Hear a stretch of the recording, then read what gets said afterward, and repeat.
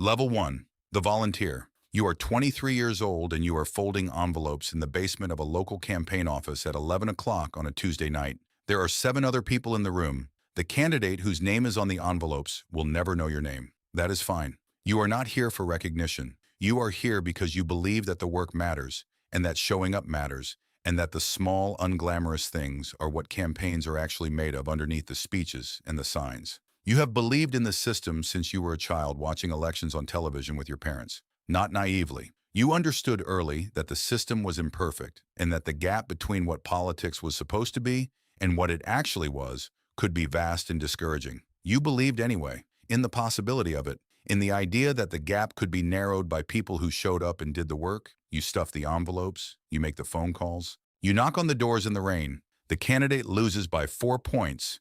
You go home and sleep for 14 hours and then you come back and start working on the next one. Level 2. The local politician. You are 31. You ran for city council and you won by 212 votes. 212 people chose you over someone who had been doing this for 12 years. You understand what that means. Nothing is guaranteed and everything is possible, and the two things are somehow true at the same time. Your district is 3 square miles. You know every street in it. You know which intersections have needed new traffic signals for 6 years, and which schools have been waiting for repairs that never come. You are here to remember them. That is the job at this level. Showing up, being present, making the calls that get things fixed, and taking responsibility when they don't. You serve 2 terms. You fix some things and you fail to fix others, and you learn the distance between what you promised and what is possible. You decide that distance is not a reason to stop, it is a reason to go further. Level 3. The state senator. You are 38. The state capitol building is larger than anything you worked in before,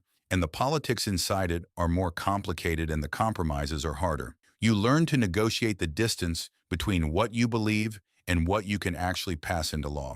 Not by abandoning what you believe, by understanding that the person across the table also believes things, and that somewhere between your beliefs and theirs is something that can become law and actually change something real. You pass 3 bills in your first term that matter, not landmark legislation, practical things, a funding increase for rural schools, a change to criminal procedure that makes the process fairer, an infrastructure repair program, 3 bills in 4 years. It is not enough. It is also more than nothing. You are also learning what this life costs, the time away from home, the relationships that strain under the weight of a schedule that belongs to everyone except the people closest to you. You make choices knowing what they cost. You make them anyway. Level 4. The Congressman. You are 43. Washington is different from everywhere else you have worked and the same in all the ways that matter. You represent 400,000 people. That number sits with you in a specific way. 400,000 people who are depending on you anyway.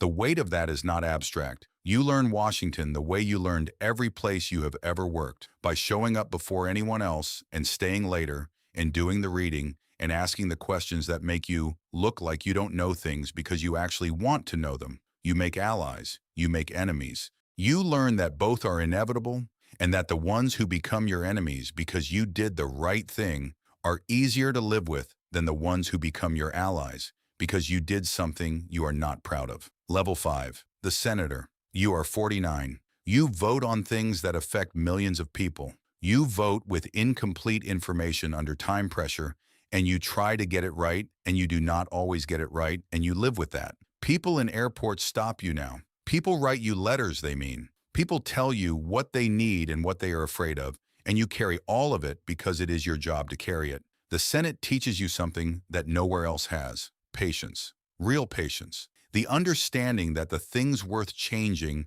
take longer than anyone wants them to take, and that the work of keeping going through that length of time is itself a form of leadership that nobody talks about, but that is maybe the most important form there is. Level 6. The candidate. You are 54. Your name is on the ballot for the presidency of the United States. You have been running for 2 years. You have been in 41 states. You have given the same speech in different forms hundreds of times, and you have meant it every time, because the thing you are saying is the thing you have believed since you were 23 years old, folding envelopes in a basement. The campaign asks something of you that nothing else has. Your life is not your own. Your words are recorded and analyzed and taken out of context. Your past is examined by people looking for the version of it that hurts you most. You are not a person at this level. You are a candidate, and you have to find a way to remain a person while functioning as a symbol. Election night, you win. You stand in a room full of people who worked for this for 2 years,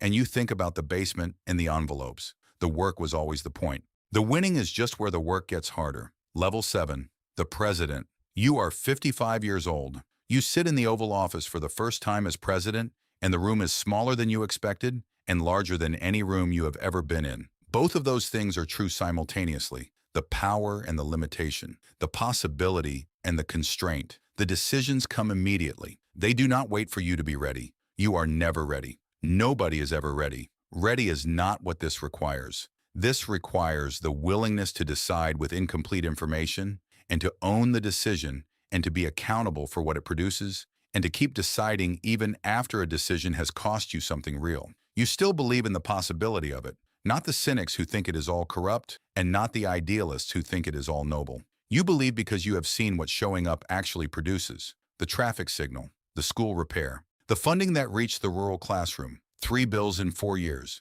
And from here you can see further. From here more is possible. That is why you are here. That is why you are always going to be here. Since the basement, since the envelopes, since the Tuesday night when you believed in something enough to fold paper for it, and that was enough to start.